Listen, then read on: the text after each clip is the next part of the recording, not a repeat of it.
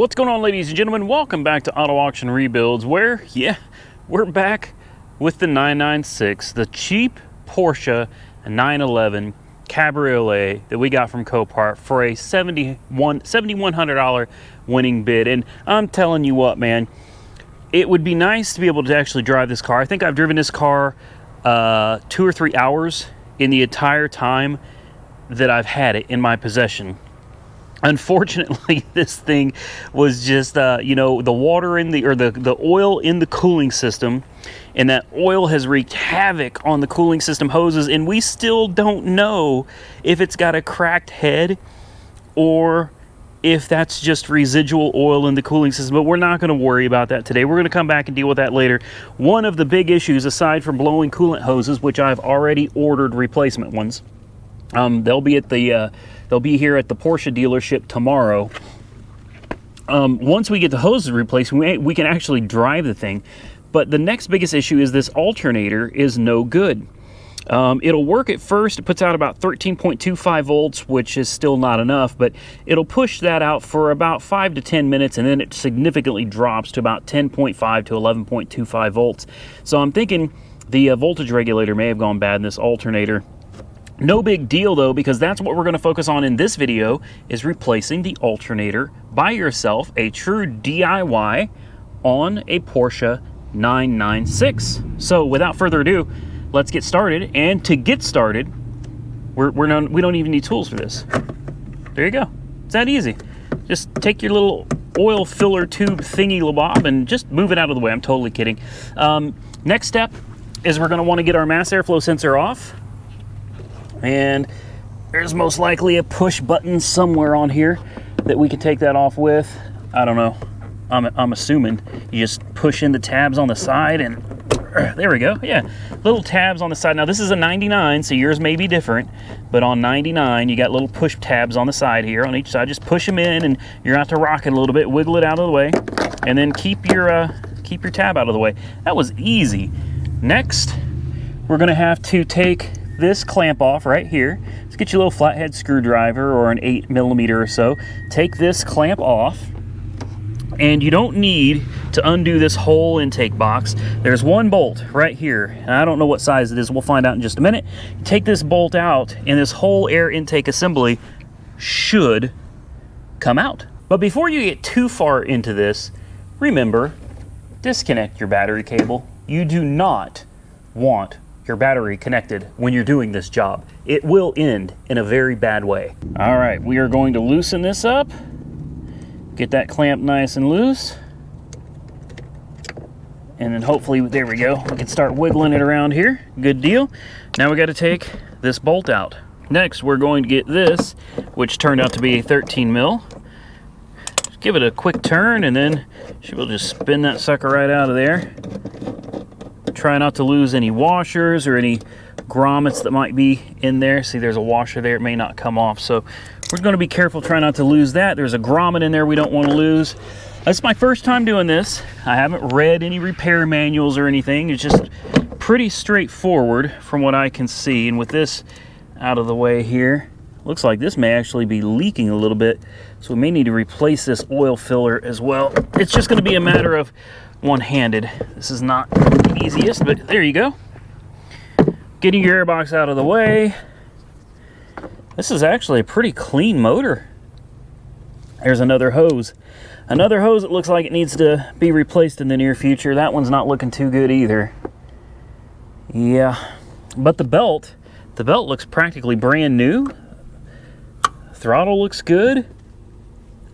Let's see if we got any oil leaking down here. I don't see it. It looks a little damp. I don't know. To get to that though is a bear. That thing looks like it's under one of the manifolds, so that could be a real problem.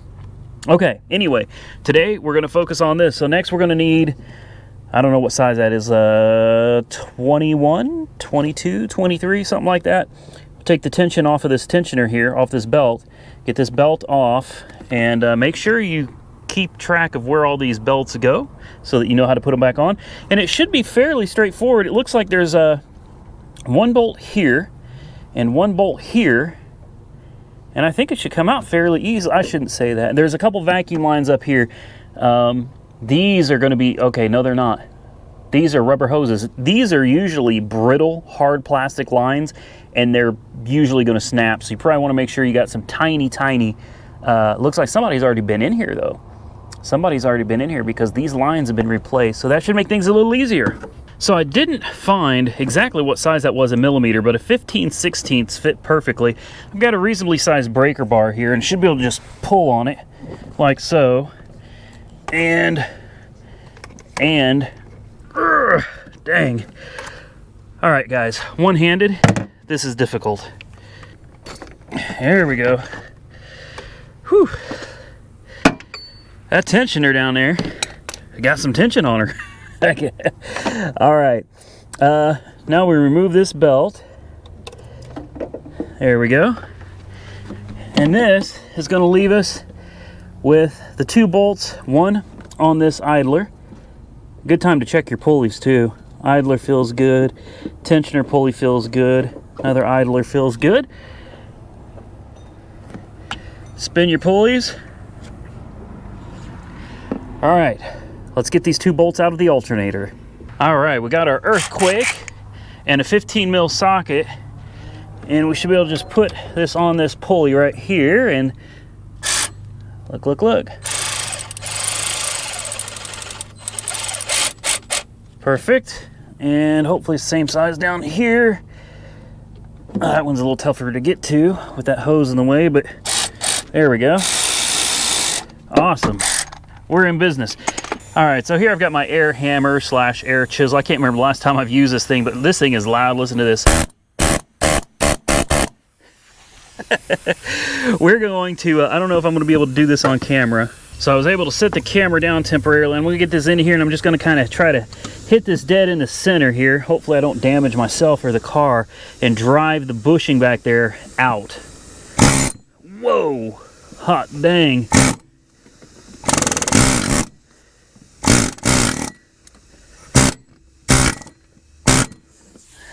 And I do believe we drove that bushing far enough back that we can get it out now. That's not exactly how I wanted this to go. But it is what it is, man. Next, we'll put this 15 on. We'll go ahead and back this the rest of the way out.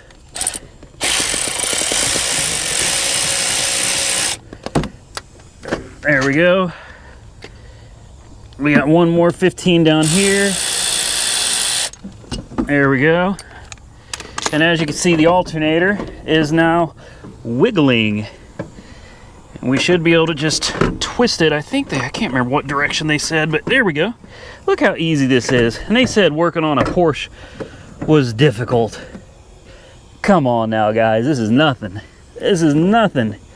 We got to get this cable off the back here. It's just a little, I think it's just a little push tab, or yeah, push in, and it should just release. Then we've got one bolt that you guys probably can't see, but yeah, it's going to be a 13. Show you guys what I'm talking about here. For those of you that didn't get to see, there's a plug right here, and that plug is, it's hard to see, but there it is right there. This plug's a little tight, so don't break it. It goes on the back of the alternator. And you got this one right here, which I do believe is a 13. Get that sucker off, take that bolt off, get that wire off of there. All right, so motivating this has not been that easy, but it's coming off. You just got to find a good angle to sit this thing at where you can get it out of the way, and at that point you can remove your old, dirty, rotten, no good alternator. That was actually very simple, honestly. Like, I'm not even making this up. This was very easy to replace. Now, the bushing that I was telling you that you got to drive out is this one sticking out right here. It protrudes. Once you tighten the alternator down, this bushing, or whatever you want to call it, pulls through on this side. You will not be able to remove the alternator with this. So you got to drive this bushing with the bolt going through the front of the alternator and into the bushing. You got to drive that bolt back. There's not really any room for a hammer in here, so you really need to use some kind of an air tool. I do feel guilty that I did kind of chip up my bolt I didn't mean to do that, but it'll be all right. DIY, man. Now always make sure you compare your old and new. Very important that you compare these. Make sure the plugs are the same. Make sure the wires are the same. Look, this one even came with a new nut for that positive lead there, so that's good. These are both 120 amp alternators. This is a cheapo alternator I got off of Amazon. We'll see how it holds up. It's got a 2-year warranty. For like $130, $140, I figured it's worth it. Everything looks very much the same. We're going to try to put this in now, and hopefully our battery will charge. So installation is in reverse order of removal. You're going to put your little plug back on, which is down here. It's hard to see, but right here, plug that plug back in, tighten down your 13 bolt, make sure it's nice and tight. Let's wiggle it in and hope for the best. All right, so I found a trick to help you out, because getting this thing back in my opinion, my experience is a lot harder than getting it out. What I did is I took this bolt and I stuck it through the very front of the alternator here, and I got it lined up on, there's a lip in here. Hopefully you can see it down there where the bolt is actually fitted in there. Right there, there's a lip. Slide this front in, get the alternator lined up on that, and once you have it on that lip, then you can slide this thing right in. This lower part of the alternator falls right in place, and it's ready to go, man. That easy. We got a couple loose ends to tie up. We got this bolt right here.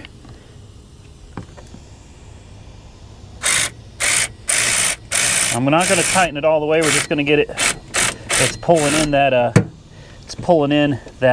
Bushing back there. Let's get this one done. All right, and then we'll finish tightening down this one before we hit it. Looks like it's already. Yeah, there we go. All right, man, we are moving right along. Good deal. That, ladies and gentlemen, is a successful install on a Porsche 996 in your driveway. So we got our belt back on, everything is tightened down. Now it's just a matter of hooking up our air filter again, which should just kind of, I just dropped something. No, I didn't. It's mass airflow. There we go. So drop this back down in here, plug in the mass airflow sensor before you start it up. Just trust me, plug in the mass air sensor first, and we'll fire this sucker up and see how it does. Now this is the moment of truth. I did remember to reconnect the battery. Try real hard not to hit the Z car here. Oh boy, it's hot in here. All right, as you can see, the voltage over here is sitting just over 12. Everything should be good to go to fire it up.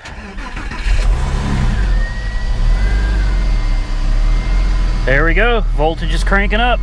Looky there. 14 volts, boys. That's a successful alternator job right there. That's exactly where it's supposed to be. Sitting just a hair under 14 volts. Good deal. Good deal. We're out of gas. We have no coolant in the system. Obviously, I'm not gonna let this thing run more than a few seconds with no coolant, but there it is. Oh, that injection pump. There we go. I forgot all about that injection pump running right there. All right, I'm gonna call that a win, and I'm gonna shut the car down. All we got left now is to get the coolant hoses, get them replaced, and take it for its first real drive. And with that, how much shorter, sweeter, or to the point could I possibly ever get in a video? This has got to be the best video I have ever done, because I just talk too much. So I don't want to screw it up. I don't want to ruin this video by talking. I just want to say thank you for watching. Don't let these cars intimidate you. Man, I've always been scared. I've been intimidated, but so far, now if we got to change the motor, we'll talk about this again another time. But for right now, so far, this car has been super easy to work on. It's very user-friendly, and it's definitely something you can do in your driveway in middle-class suburbia America. So go out, get yourself one. I'm telling you, I can't wait to get the car on the road and actually have some fun. You know, really play with it, enjoy it, drive it like it was meant to be driven instead of sitting in my driveway like a freaking lawn ornament. But anyway, I want to give all of you a big shout out for watching the video. If you enjoyed the content, give it a thumbs up. If you didn't, give it a thumbs down. Don't forget to comment below. Follow me on Instagram, Auto Auction Rebuilds. Subscribe to the channel if you're not currently subscribed. And please, if you really do enjoy this content, share it with your friends. Share it on Facebook. Share it on Twitter. Share it to all your social media accounts. Even MySpace. Does MySpace still exist? I don't think MySpace still exists. I don't know. Share it everywhere. I would appreciate it. It helps me get more subscribers, which in turn helps me produce more content. So for those of you that love the content and those of you that hate it, stay safe out there. I will catch you all very soon in the next one.